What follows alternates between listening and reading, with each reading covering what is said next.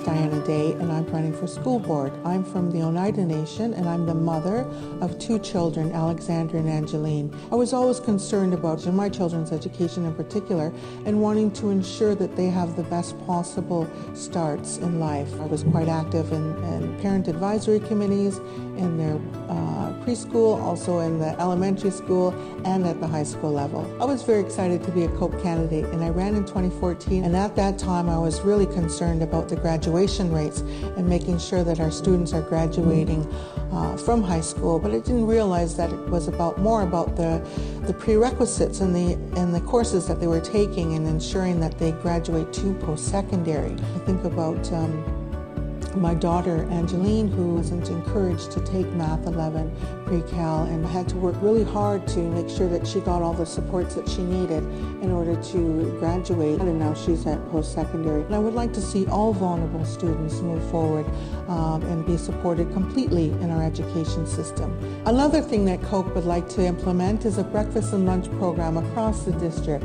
There's pockets of need throughout the district, and we'd like to ensure that every student starts the day off with breakfast as an equal footing when they come into this classroom. We'd also like to ensure that the anti-racism policy is up and is implemented, as well as the multiculturalism policy, that needs to be up and implemented as well.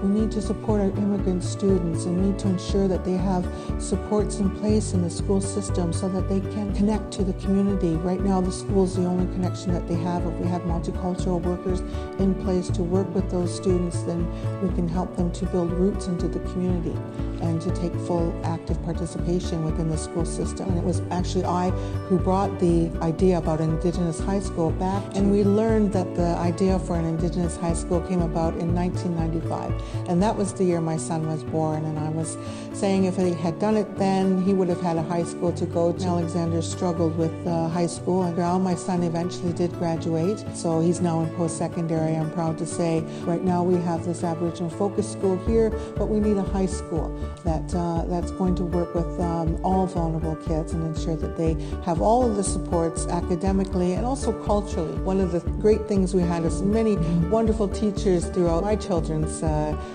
Just thinking about Miss Vieira and Jay and Sal at City School, and thinking about Liz Creek, as well as Kyle Ross and all of those other teachers out there. We need to support and ensure that they continue on working for our district. So one of the things that COPE has and that they want to do is to ensure that teachers have affordable housing here. We'd like to have some dedicated space, city-owned space, to build affordable housing for teachers so that we can attract teachers to the Lower Mainland and also retain them in Vancouver, because the cost of living is so very high here. Defend the public system and to ensure that we have smaller class sizes with all of the supports in place, the proper resources in place so that teachers can teach. Some schools, as we know, are better off than other schools, so we want to make sure that we have equitable funding throughout the district so that schools can do the work that they need to do.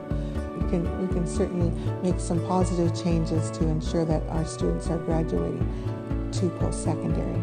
I want to make sure that happens. I want the best for my kids. I want the best for your kids. And I hope you can come out and vote for me. It's really important. Vote for Day on voting day. Graduate to post-secondary. Vote for Day on voting day.